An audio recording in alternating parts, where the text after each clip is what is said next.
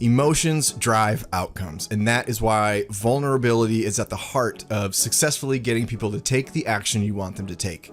This is true in marketing, this is true in parenting, this is true in so many areas of life, and it's especially true in fundraising. Vulnerability breaks down walls quicker than anything, and the fast track to vulnerability in emotions is human-centered storytelling. That's why I've got my friend and former colleague and renowned fundraising expert with us today to talk more about that.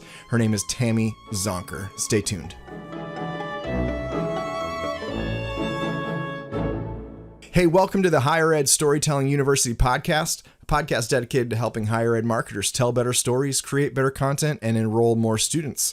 My name is John Azzoni. I'm the founder at Unveiled. We're a video production company working specifically with college marketing teams on automating their video storytelling content through a subscription approach. You can learn more at unveiled.tv. That's unveiled.tv. If you're listening to this podcast for the first time, would love for you to follow it. Add us to your regular rotation of podcasts. And if you've been listening for a while now and haven't left a review, I'd love for you to break the seal and do that. My guest today is Tammy Zonker. Tammy is a wonderful human being whose work I've followed for over a decade now. She's the founder of Fundraising Transformed, which is an organization that helps nonprofits drive intentional change by transforming their fundraising so they can transform the world. And guess what? The stuff we talk about in this episode applies directly to the higher ed space. In this episode, we talk about storytelling, building relationships, building community as a fundraising strategy, a bunch of stuff. And also, Tammy shares with us the captivating story of how she helped raise a single gift of $27.1 million. So let's dive right in. Here's my conversation with Tammy Zonker of Fundraising Transformed. All right, Tammy, thanks for being here. My pleasure. Thanks for inviting me. So we know each other from way back, so I would say 2009, 2010, somewhere around there, from working at the United Way together. So tell me a little bit about your work there, and then we'll kind of go from there. Yeah. So I started my own company, Fundraising Transformed, in 2008, and that was the year I became an empty nester. And I thought, think about 2008 to 2009, 2010, the years that we were together at United Way. And so I thought, gosh, if I really wanted to test my fundraising skills, where would I go? And the answer was Detroit, right? So I moved to Detroit, and we had a mutual friend, mutual colleague at United Way who I had worked with previously. And he said, Tammy, we need help at United Way. And so the work there was to really kind of turn the transactional fundraising into more relational fundraising, and kind of that giving by obligation into giving through inspiration, through storytelling. So really, it was the storytelling that brought us together. And I have to tell a story about you. Oh, okay. So when I was considering taking on that contractual position with the United Way, I had like kind of that stereotype about what United Way does, like raises money and gives money away. And that wasn't necessarily the whole story, right? That's kind of that stereotype. And so I said, well, I'd like to, before I agree to come on as a contractor and help do this work, I'd like to get a sense of the work that you are doing. And so they introduced me to you and Nick Monterosso. And at the time, you were both really working, like, roll your sleeves up, hand to hand with Detroit's population of unhoused people. And you took me on a ride along, the two of you, into the community. Right. Yes. And like that, soon I spent that afternoon with the two of you doing that work, witnessing, meeting people, and I was sold. So, wow. I never knew that. John, you've had a profound effect on me. That's cool. Yeah, for people listening, I used to do well back in the day. We didn't have the word unhoused. We just call them. We did homeless outreach. Yeah, with my best friend Nick, who's the best man in my wedding, we worked together for a few years and co-led this program called 211 on the Go that brought resources, information and referral resources to the unhoused population in Detroit. And yeah, we used to do these ride-alongs where, because we had a car that had like 211 on the go, like painted on it. It was like it was like one of the marketing, one of the marketing gimmicks or whatever. Yeah, we used to do these ride-alongs and bring people, from the community along with us. And so, yeah, I remember you coming out with us that one time. I'm glad to hear it. It was a positive experience. It was profound. I did take one really high up member from the Detroit business community and on a ride along, and I ran out of gas. We ran out of gas, and her and I walked maybe half a mile to the gas station, and bought like a little 5-gallon thing of gas. Oh, it was so embarrassing. I never heard that story. Yeah. One of those like embarrassing work stories that I like to tell. That's so funny. But yeah, so we worked together at United Way. You were kind of consulting a lot on the messaging, and yeah, United Way historically was that kind of like you donate out of your paycheck kind of thing, and that's where that obligation thing kind of comes from. It's like a lot of companies, and I think I even got it when I was like 18 or 17 or 18. I worked for Salvation Army, a thrift store, and they said, do you want to donate such and such percentage to United Way? So that's kind of how United Way functioned. But when you came along, and I remember they were kind of transitioning to more of a outcomes based model, and just kind of really shifting their position in the community. And also coming like switching to more of a storytelling, like heartfelt kind of way of giving. So yeah, that's a long way of saying that's how I know you. So tell me where you're at now. So you're a speaker, you have trainings, you have a newsletter that I follow. What's the Tammy Zonker brand about? The Tammy Zonker brand. Well, Fundraising Transformed really is deeply rooted in two tenets.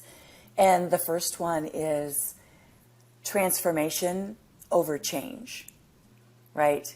And I think that's the key. I mean, we can make progress and slide back, right? So what we really want to accomplish at Fundraising Transformed is true transformation. Like our logo incorporates a butterfly, and I always say, like, once you become a butterfly, there's no going back to being a caterpillar. And that's the kind of change or transformation, rather, that we really want to create for organizations. Continually moving the needle up, helping them build systems and practices for deepening relationships with supporters and really with the community at large. And the other tenet that really is a part of the Fundraising Transformed brand, or the Tammy Zonker brand, is a quote from John F. Kennedy, and that is that high tide raises all boats. And so we're really intentional about making certain that quite a few resources are available, completely accessible to all nonprofit organizations, regardless of their ability to pay for them. So as you said, the newsletter is free.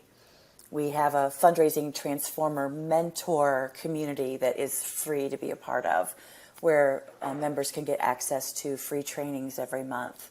We have the Intentional Fundraiser podcast, which is weekly, and we're interviewing and having great conversations with thought leaders and researchers and communication and branding experts. And in fact, I've got a great episode coming up where I had the opportunity to interview Seth Godin about his new book, The Song of Significance. So again, just incredible guests. And so that's what the brand is about. Transformation and accessibility. I love that. And that's kind of why I wanted to have you on, because, most of my listeners are higher ed marketers in the higher ed space, but there is a big fundraising component to higher education.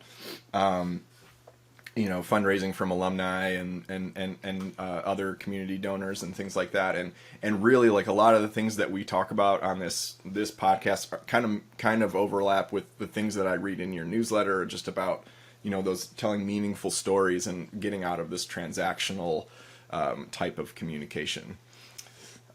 So you have trained and led nonprofit teams to raise more than $500 million.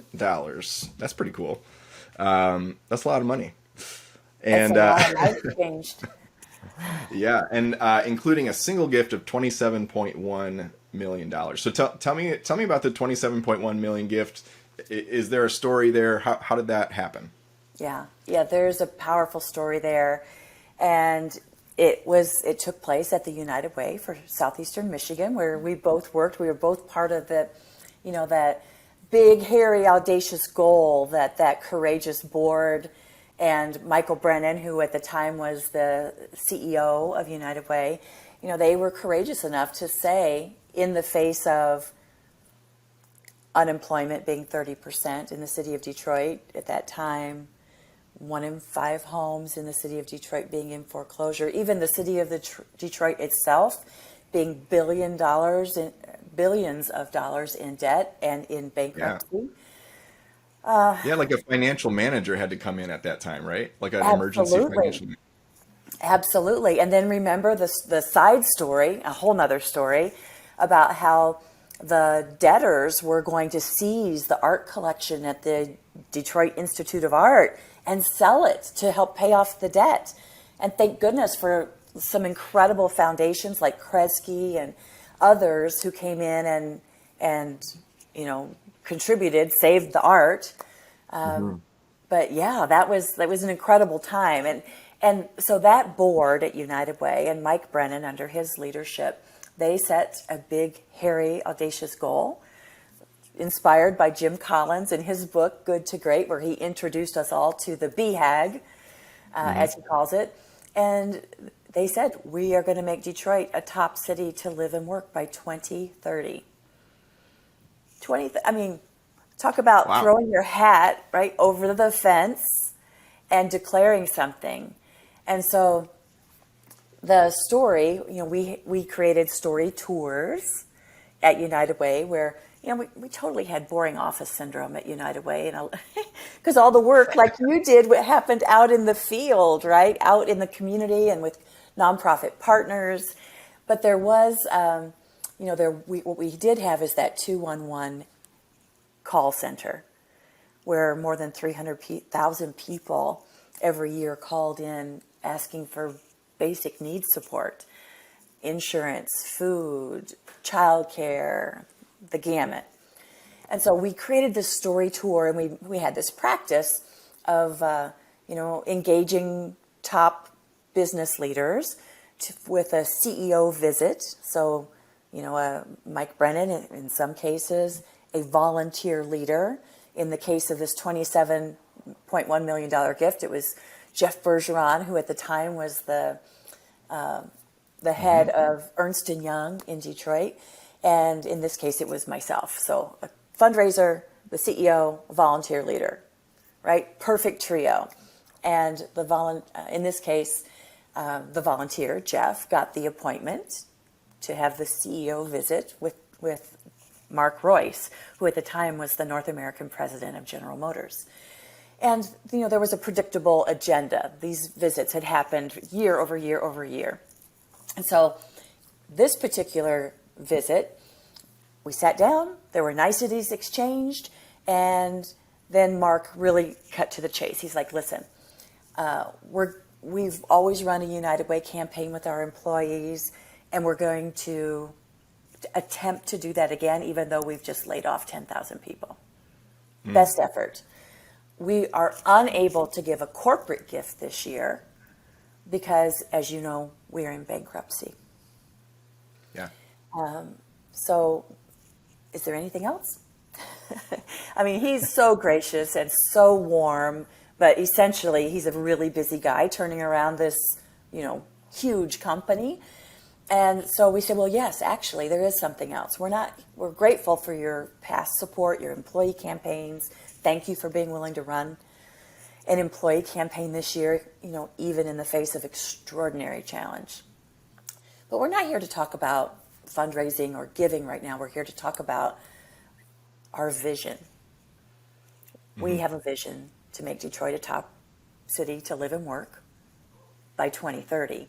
And we had a visual, I don't know if you remember it, John, it was a placemat, like an 11 by 17 double-sided color matte piece of paper.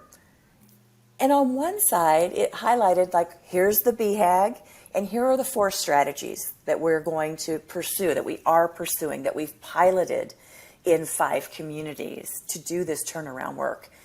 And it was around stopping the hemorrhaging of high school dropouts, because at that time, Detroit Public Schools were graduating about 30% of their students. It was about making certain that children showed up to kindergarten meeting ready to learn standards. It was about getting access to healthy food and financial education, right? So how to get banked, for example, and not cashing your check at the corner liquor store or the cash advance places that, of course, kept a huge percentage. So that whole conversation was about the work. And he was really intrigued by it, like making Detroit a top 20 or top city to live and work by 2030. How exactly? And he was intrigued by the strategies, and he asked questions. And frankly, some of the answers we knew, and some of them we're trying to figure that one out too. So the one ask coming out of that meeting was not for money. The one ask was, come to our offices for a tour. And so he did. He came. Couldn't have been more than 6 weeks later. We toured him around, and this seemed like a casual conversation with stories woven in. He put on the headsets and listened in on a 211 call for help. We took him to remember that war room, that conference room with the glass.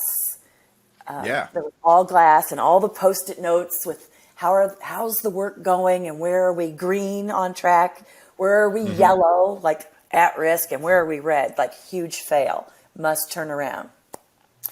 And we talked about where we were failing and what progress we were making, forward, backward. And the more vulnerable we got with our story, the more vulnerable he got. He said, you know what, GM, we've lost our soul. We've forgotten who we are.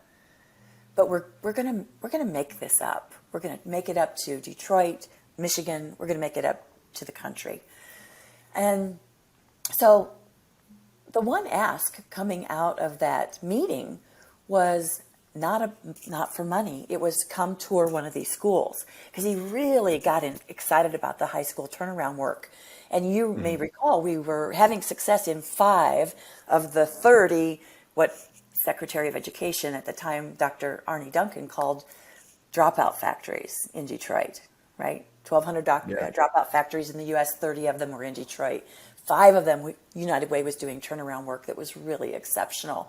Mike Ten Bush was leading that. I mean, so many great and passionate minds and hearts. So he came on the tour. So he said, yes, I'll come on the tour of that school, but I would like to see a proposal for what it would take to turn around 5 more schools. So fast forward, we tour the school. He comes into a library room where there are virtually no books. He meets, and again, who's there every step of the way? The CEO, Mike Brennan, Jeff Bergeron, the volunteer, myself, and other United Way folks. And so there's just no short way to tell this story, because it's just so juicy. But as long as you need. I'm engaged. Good. So we came into that room. There were 4 principals. There were 3 students who had been prepared to tell their story, and then group of staff and volunteers. And so the students told each of their stories, which were remarkable. You know, having been put out by their families, still coming to school. And in fact, one young woman, Destiny, she had us all in tears. She's telling her story, but she keeps coming back to the school. And Mark asked her, well, why don't you just go to a school near where you live now, you know, downriver? And she said, because she pointed at her principal, she said, Mr. Matthews, he's my big dog. when I'm in trouble, when upperclassmen come pushing up on me, when I need something, when I don't know where to turn, he's got my back. See, these principals, these teachers were so committed. They gave the students their cell phone numbers, permission to text them anytime they needed help. They were working so many hours because they believed in these kids and their potential and everything that they could, you know, become. Mm-hmm. And so the kids told their story. They left. We were like blotting tears, every one of us. And then the teachers, the principals, told why they do this work, why they are so connected to these kids. And really, they had similar stories to many of the kids who shared their stories. Grew up with generational poverty, have experienced institutional racism, have experienced violent communities, which again is just an expression of the poverty and racism, etc. So then the principals left, and I had the privilege of walking Mark through the proposal line by line by line by line. We'd also talked about how General Motors volunteers and retirees could mentor and support and volunteer and do food drives and school supply drives and all kinds of things. And again, what it would cost financially to turn around 5 more schools and 5 early learning communities, because it wasn't enough to stop the hemorrhaging of high school dropouts. We had to set kids up for success from the very beginning. And so then, completely appropriate, Mike Brennan, the CEO, after I walked through the line item proposal, Mike said, so we're asking you to make an investment of $27.1 million in the United Way for our educational turnaround initiative. And John, there was so much silence. Like we had rehearsed everything up to that moment. Mike made the ask. There's complete silence. And Mark is looking at the proposal. He's nodding his head. He pushes himself back from the table and he says, let's do this. Wow. I have no idea how we're going to do this, but we will do it. And frankly, then he turned to me and he said, and I want to know how you're going to leverage this with the other autos and the suppliers. And then there was more silence because we had never rehearsed what to say if he said yes. And so I said, thank you. This is a day we will never forget. So fast forward, shortly after Thanksgiving, General Motors pulled out of bankruptcy, went back on the New York Stock Exchange. A press conference was held at the high school, the Turnaround High School, and Mark, along with a student, announced this gift of $27.1 million and all the volunteerism that would follow between General Motors and United Way. And in the end, that money was paid out over 5 years through the foundation. And it was just extraordinary. But what I want to do is just take the opportunity to put 3 exclamation points on the end of that story that everyone can learn from, that I still apply in my fundraising training and coaching and the work that I do today. The first, John, to have a BHAG, a big, hairy, audacious goal, a compelling and urgent vision. Something that's not just like we're plodding along trying to make ends meet, right? Courage, vision, inspiration. The second, the power of peer-to-peer engagement. The fact that Jeff Bergeron, that leadership volunteer, was at every one of those meetings, shared his own personal connection, his own love of the work and why he volunteers. I mean, that's and why he personally gives a significant gift as well. I mean, that is just priceless. And then, of course, just leadership, having courage, having that level of belief that these problems, they're not a foregone conclusion. It's not hopeless. Like, we can actually make change. Even more so, we can transform. But it takes a leader, a group of leaders over time.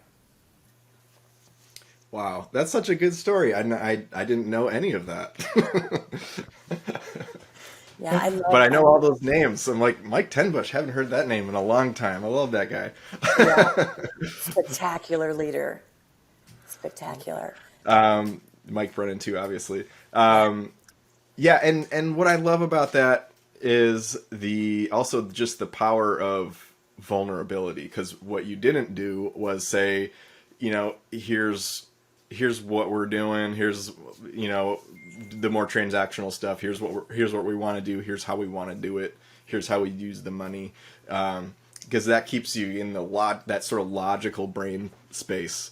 But really, what I really clued into was talking about your failures, or where, or not failures, but where you were struggling, because I think a lot of organizations, I want to say like 99% of organizations will say it's got to be positive. We gotta put on the glossy exterior, but really, it's really about inviting your supporters into a story that's unfolding. And everybody knows that a good story is not perfect all the way through. Like, you wouldn't go see a movie that didn't have any conflict to it. You just wouldn't. Absolutely. And where is the opportunity for the donor to make a difference if everything's fine? Right. Yeah. Absolutely. In the donor-shaped hole in every story.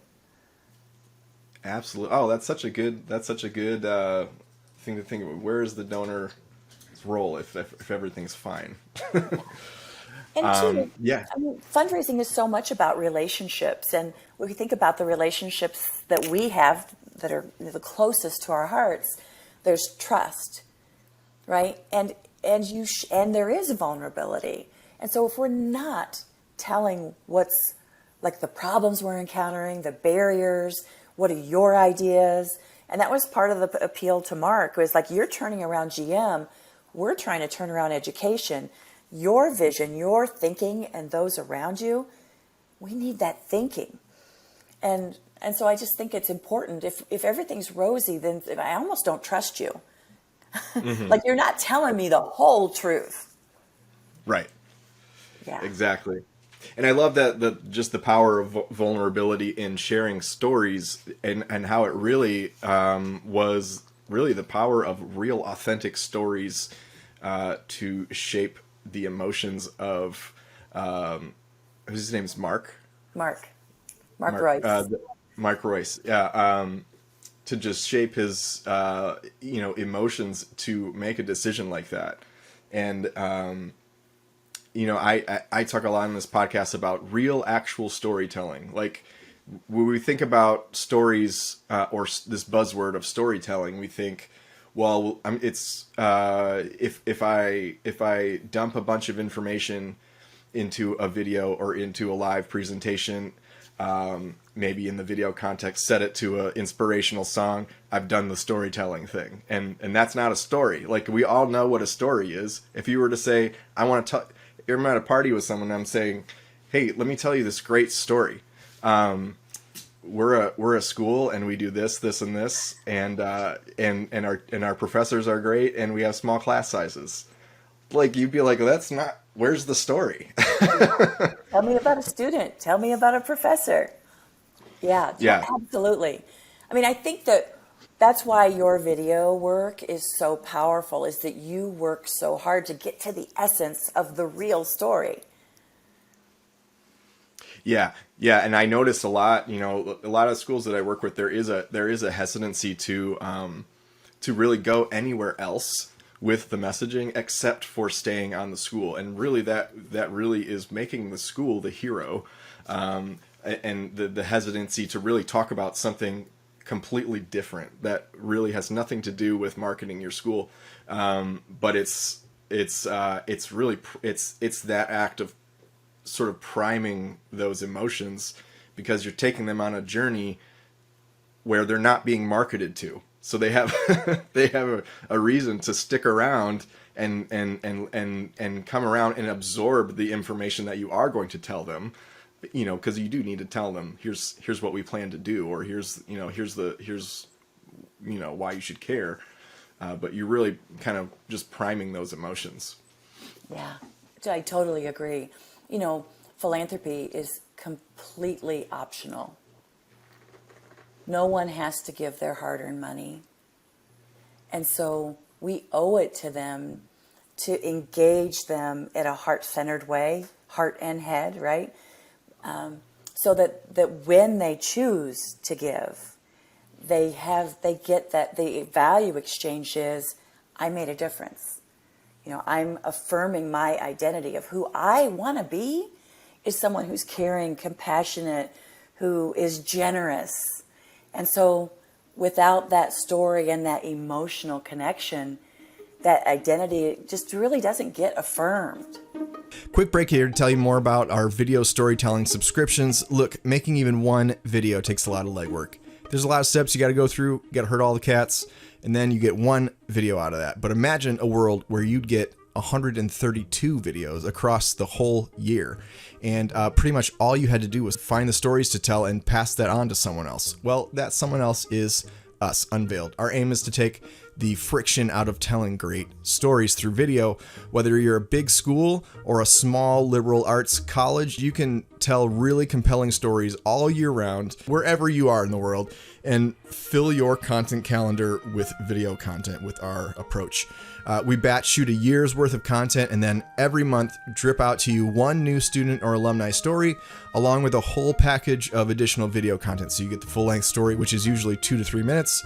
You'll get a 30-second and a 15-second cut down to use in various ways, and then you get 8 topical videos, which are, while we have this person sitting in front of us, we can ask them anything that we want. So we work with your school to come up with what are 8 or 10 things you can ask this person about: scholarships, career development opportunities, about the professors, about the class sizes, whatever those things are. We will create 8 little topical videos from those strategic questions that we ask the student for you.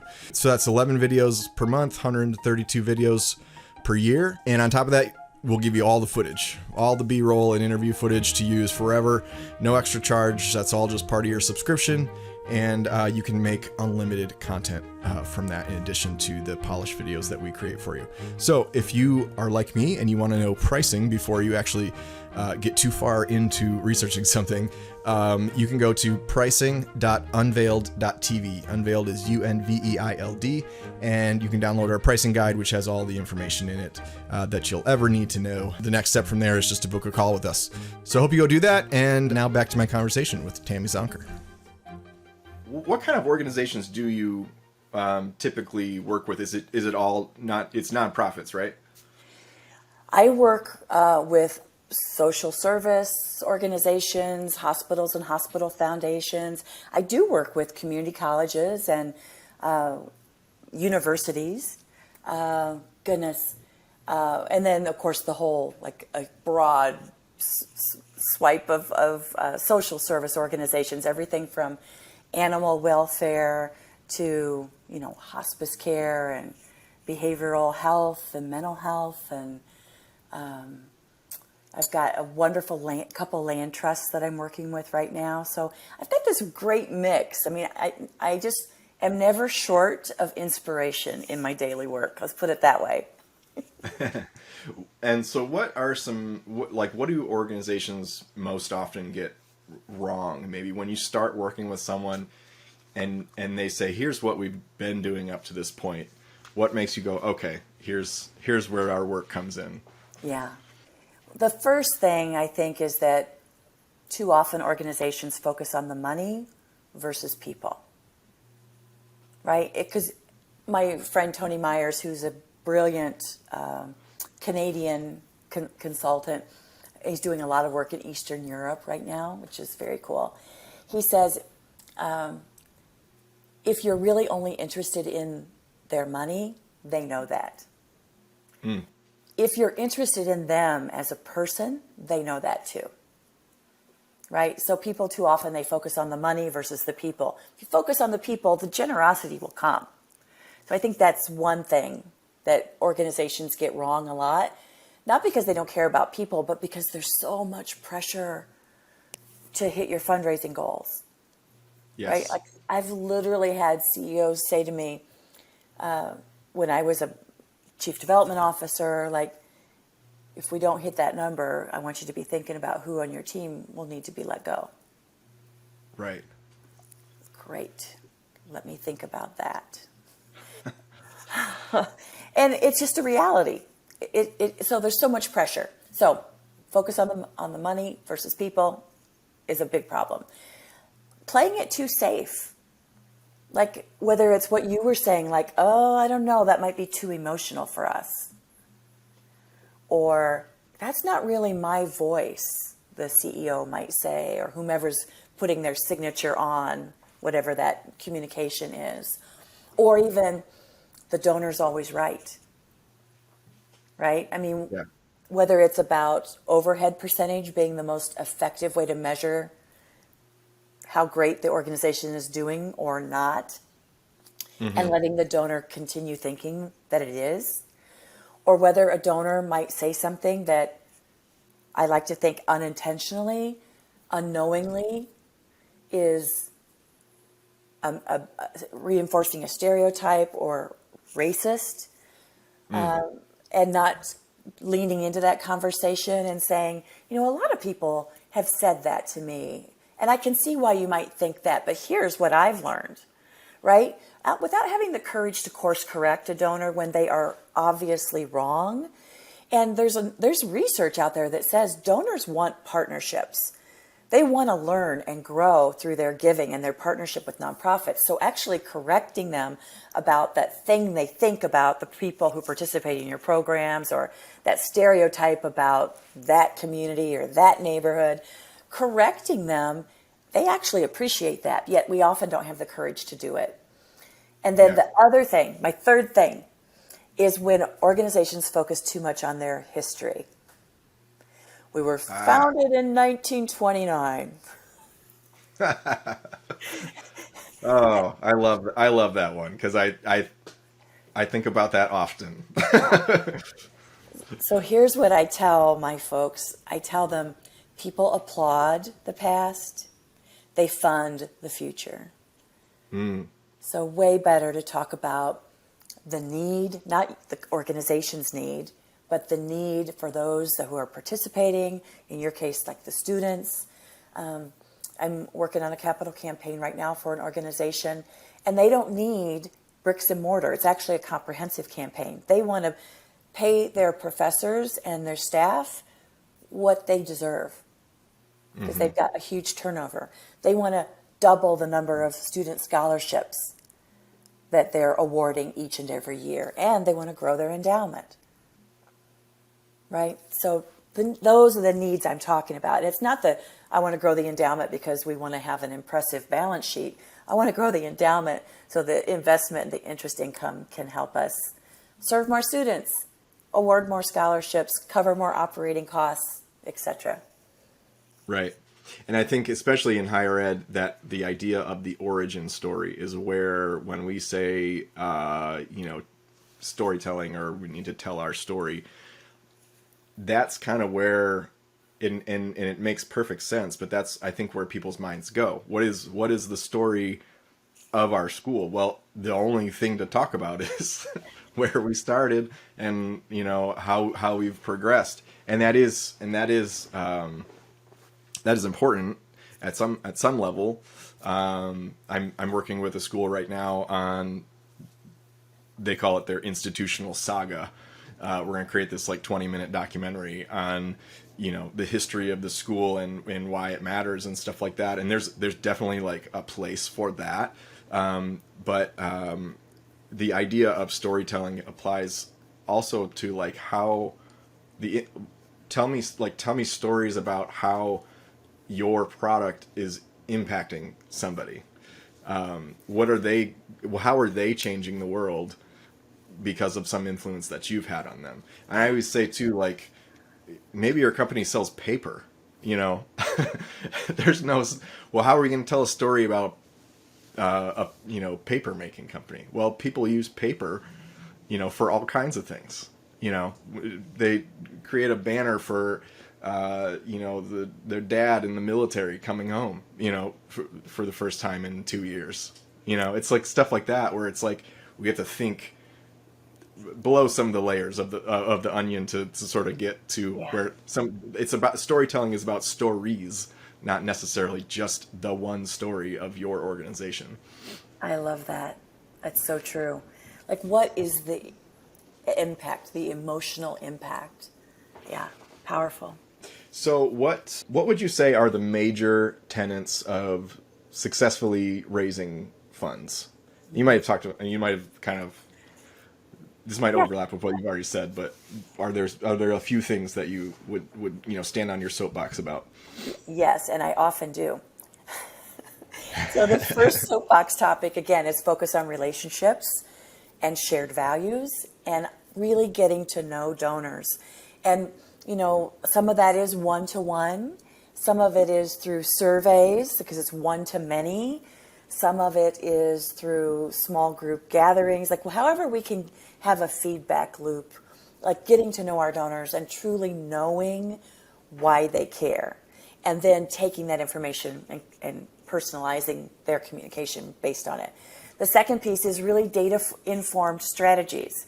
I mean, it's not as great as the story, but we need the data-informed strategy to know, okay, who, based on our data, our donor retention rate, the number of donors we have giving in different gift value segments or different affinity groups like monthly giving or alumni giving or whatever those affinity groups might be. We need to identify them and have a strategy so that we can even share the story that would be the most meaningful to them, right? So having a data-informed strategy and, of course, retention as a priority. I mean, there is a generosity crisis occurring right now in the U.S., and there's a book by that title, Generosity Crisis, by Nathan Chappell and Brian Crimmins and Michael Ashley. And they illuminate the fact that we have a problem, right? While giving continues to grow every year from a dollar value, the number of U.S. households is shrinking rapidly. So it has been going down for 7 quarters in a row. Used to be 66% of households gave, and now less than half of U.S. households give. And based on their research, if that trend continues at the current rate, household giving will be single digit in 49 years. Wow. Yeah. So we need to retain our donors. We need to inspire them with stories. And again, I can meet with donors one-on-one and tell them the story. But again, video is such a powerful tool. And I know I'm preaching to the choir here, but that's a soapbox topic, is how to really share and create powerful, inspiring video stories that you can share with groups of people or even individually, you know, but digitally. So focus on relationships, data-informed strategies, and then, you know, sharing those stories within specific communities. And that's the thing. More and more data is saying, especially as we look at Gen X, Y, and Z, belonging is so important to them. Like, they support causes, not necessarily organizations, right? So they might be all about mentoring, but don't really have a preference between whether it's Big Brothers Big Sisters or Boys and Girls Club or the local Detroit boxing gym, right? So creating community, I think, is another thing that we really need to focus on. I could get on a soap. I'm building a soapbox for that one. Okay. We'll keep an eye out for that, and let the record show I did not pay you to say that video is important. And it is important. It's actually crucial. Yeah. You say in your, I think it's in your LinkedIn bio or something, that Eminem is your favorite storyteller. So tell me about that. Well, he is Detroit. Hmm. He is authentic. And undeniably he is transformation, right? So he tells such compelling stories in such an authentic way, in such a vulnerable way. I mean, he tells it all. And Hmm. yet, and yet, there is inspiration in that. He checks, it's emotional, he's authentic, he's vulnerable, and he leaves you inspired. I think he's like such a good example of, if you look at rap artists and compare that to uh, organizations that market themselves, like 90% of rap is just I have a lot of money and I get a lot of women. It's like the same. I'm just like, are you serious? Like no one will say anything except for I have a lot of money and I get a lot of women. and and even the females are now talking about, just sex explicitly, and just like, and it's like every song coming out of like a rap, like female rap artist has its own box that it goes in, but very few hip hop artists are actually telling stories. And yeah, he is somebody that really, I feel like, just says like, I'm not just gonna come out here and just come up with a good beat that I can say I'm awesome over. Yeah. I'm gonna actually tell a story in a unique way, and I'm gonna show you that I have perfected my craft of writing, of emotional storytelling, of saying something real. You Yes. know. So I'm going to share with your listeners like the first question he asks in the song Lose Yourself.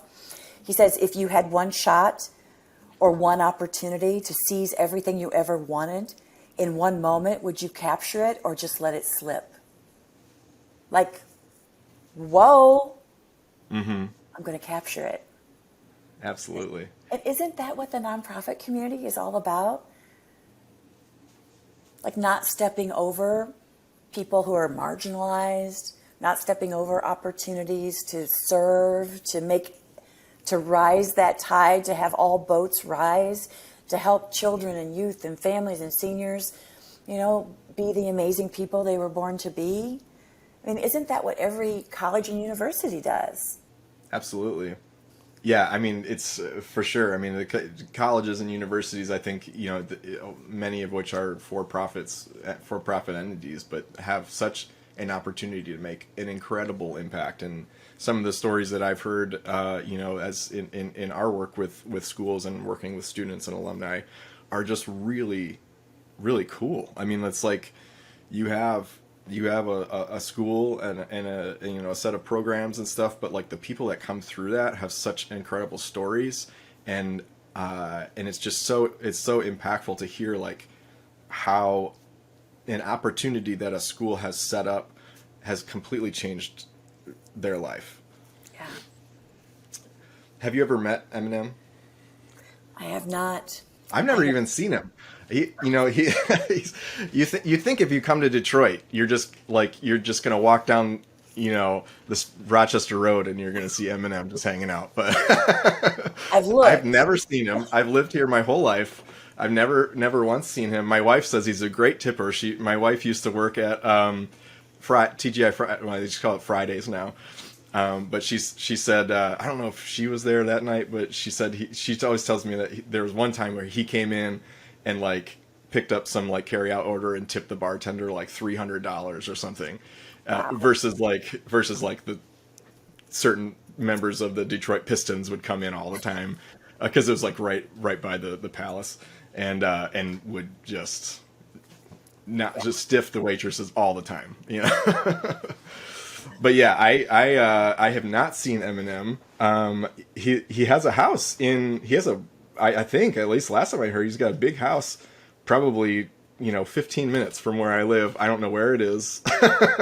I've never seen him. Wow. Now I want to cook up a plan to be, like walking the dog near his estate No, that Yeah. wouldn't work. That wouldn't work. I will tell you though, so I'm in Ferndale, and I know he has a recording studio on 9 Mile, or at least he did. And one of his producers had a nice corner loft in the building that I'm in. So I rode the elevator with his producer. Does that count? There you go. That's pretty cool. My first job ever was working for Kroger, like, was a bag boy at Kroger, and I remember I had a friend, a coworker that was also a bag boy, and he was telling me, "Yeah, I'm a rapper. I'm working with Eminem, Eminem's producers, and on their label and stuff like that." And now looking back, I'm like, he was lying the whole time. I'm like, I haven't heard of that kid since, since It I was was kind of 14. you to give him the benefit of the doubt when you were 14. Yeah. I thought I was in the presence of greatness at the time. That's the closest I had gotten to Eminem. Oh, I love But it. so you said you've worked with some colleges, universities, community colleges. Can you give us maybe a case study of success? I can tell you, I was really pleased to work with the University of Wisconsin in Madison on equipping it was the advancement team, but bigger than that, it was each of the groups within their student union. And they have, I mean, a really robust student union, communities for LGBTQ students, for athletic students, or students who are differently abled or neurodiverse. I mean, they've got these wonderful groups of, support groups and communities. And so to work with them on their storytelling was really extraordinary. And I like to pride myself on being, highly sensitive to issues of diversity, and using language that is honoring, respectful, that's dignified, that dispels myths. And honestly, I know that the survey, the evaluation said they got a lot out of it. I got a lot out of it too. I mean, I feel like the work at colleges and universities is really pushing the envelope in creating leaders and being inclusive, in addition to the educational components. And so, I mean, I just lift that up as, there's always a next level. I mean, I've been storytelling for 20 years, and I'm continually learning from my clients in addition to teaching my clients. And I think that that's, maybe something for everyone to consider, whether you're newer to the profession or more seasoned in the profession, is that just, especially in higher ed, there's so much to learn, like to co-create. And I think that's one of the biggest ahas I came out of that session, and certainly working with other organizations, is the power of storytelling, but to also to be a student, to learn, in addition to teaching storytelling or creating that video, just being open that there are such emerging ways and new insights and new and evolving way to create belonging. So I don't know if I went down a rabbit hole on that one, John. You have to tell me. It's good with me. Sometimes I don't even realize any rabbit holes until I get into the edit. Like I always feel like I'm the one that's like complete. Like my next question would be like completely off. I'm like, I go through the edit. I'm like, why did I ask that then? But no, it's super interesting. Yeah, so this has been great having you on. Tell me, most of our listeners are CMOs at colleges, but there are a lot of like alumni relations folks and advancement officers and things like that. So what would be, just kind of like put a bow on it for us, like what would be, kind of your final words of encouragement to our listeners? So I guess my final words of encouragement are focus on relationships, right? And we've talked about that when we talk about donors. But I would also add, focus on the relationships within your team and across campus, right? The best stories come from the professors, the deans, the staff who encounter these young people or non-traditional students on a daily basis. And if they have a relationship with you, they're far more likely to share these stories and at least share these little nuggets. You know, sometimes stories, the diamond story shows up as a little lump of coal, and it needs a lot of polishing, and that's one of the things that you do so brilliantly. But I would say build those relationships all across campus and watch the magic happen, right? Because it really is relationships that makes everything work. And I like that. And really, I always say, be a collector of stories, and I think that's one area where, like, when I start working with a school, it becomes apparent that maybe that might be like the first time that they've really, it's kind of like they don't have any stories right then. They're going to go find them at that moment. And when collecting stories and building those relationships with people who are on the ground that would be in touch with those stories, when that's an ongoing thing, that's where you get really good stories. Like that's when you just say, okay, I've got a week to find, 3 stories to tell. You're probably going to end up with like the ones where it's just like, I liked the school 5 stars, and now I have a good job, which is fine. But yeah, building those relationships and really, really always being a collector of stories and looking for those nuggets. I think that's really good advice. Yeah. And I think maybe just the one last thing I just think it would be remiss if I didn't say it. And that is, obviously we want consent when we tell these stories, and consent is more than a form with a signature, right? So yeah. I've leaned on the DOCA's Code of Conduct. Again, it's something to Google or maybe add in the show notes if you like. That really talks about like making certain you give voice. That the voice is authentic. That they've approved the story. They know where you're going to share it, when you're going to share it, and they know they can withdraw consent at any time. I just that's think really good. Important. Yeah, ethical storytelling. I think that's really good. Not just because a lot of times it's they're volunteering their time too. You imagine Absolutely. Just like you're giving a gift to somebody and then they just run with it in all kinds of ways that you're not comfortable with.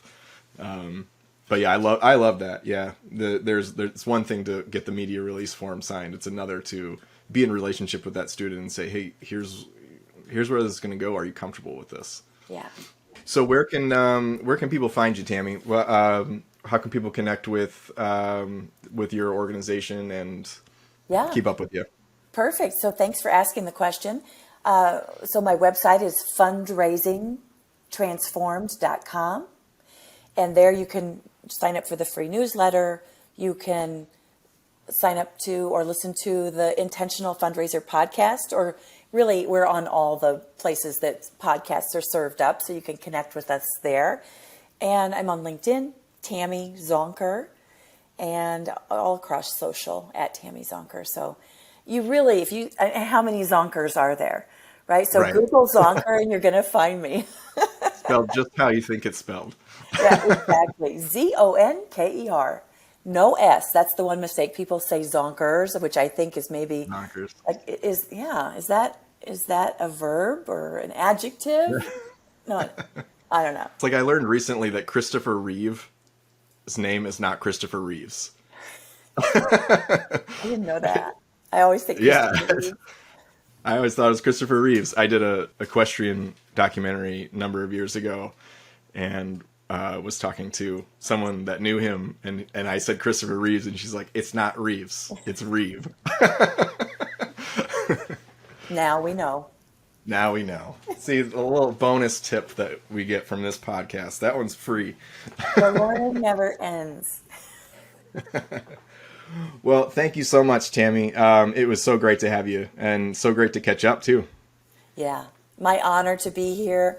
Awesome to catch up, and let's not let so much time pass. Absolutely. Thank you so much for listening. 3 things I want to give you before you go. Number 1, reminder to go to pricing.unveiled.tv if you're interested in our subscriptions and download our pricing guide. Number 2, if you want to take the storytelling you're already doing to the next level, I have a free resource for you. It's a 3-part framework for creating compelling student and alumni testimonials. You can get it at unveiled.tv/student testimonials. Number 3, leave a review for this podcast. It helps us out a ton. Thanks for listening. My name is John Azzoni. Go connect with me on LinkedIn. And in the meantime, we'll catch you on the next episode of the Higher Ed Storytelling University podcast. Thanks.